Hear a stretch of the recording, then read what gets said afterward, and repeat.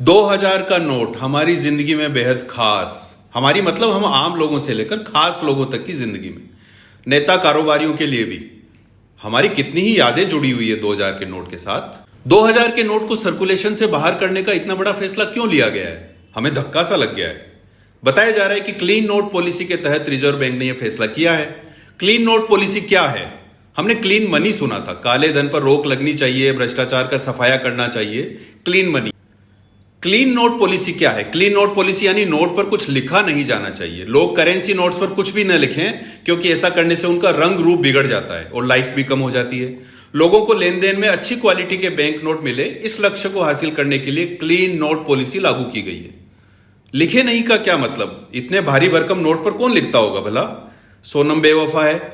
हम हिंदुस्तानी इतने भी नासमझ नहीं है। अपने जीवन की ऐसी समस्याएं 2-5 रुपए के नोट पर लिखते थे हम। उन छोटे नोटों की अब कोई वक्त नहीं रह गई, दिखते ही नहीं है। 2-5 रुपए में कोई चीज मिलती भी नहीं है। लोग सोनम के बेवफा होने की बात 10 के नोट पर लिखने लगे, लेकिन 2000 के नोट पर ऐसा कौन करता होगा? लोग इसे गद्दों के नीचे, दीवार के पीछे, बाथरूम की फिटिंग में दबाकर सुरक्षित रखते थे। जिन्होंने इस बड़े नोट को इतनी एहतियात से और क्लीन तरीके से सहेज कर रखा, उनका बड़ा सवाल है। सबसे बड़ा सवाल है नेताओं का।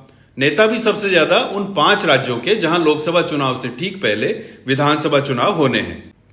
चुनाव की तैयारी में ऐसे हर नोट को पूरे सम्मान के साथ संभाल कर रखा है उन्होंने। अब आप कह रहे हैं कि लौटाओ या फिर सर्कुलेशन से बाहर हो जाएंगे। अरे 1-2 हो तो लौटाएं, इतने कहां से लौटाएं? बोरी भरकर हो तो कैसे लौटाएं? हमारी क्लीनलीनेस कितनी कूल थी, कुछ तो कृपा करते।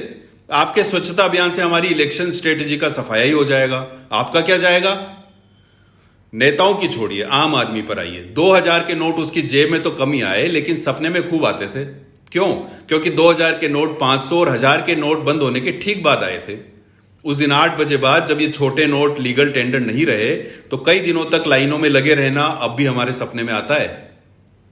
अच्छा, यह भी कोई बताए, गलती से 2000 के कुछ नोट बच्चों के सपने पूरे करने को रखे हों, तो लौटाने के लिए क्या फिर से लंबी लाइनों में लगना पड़ेगा?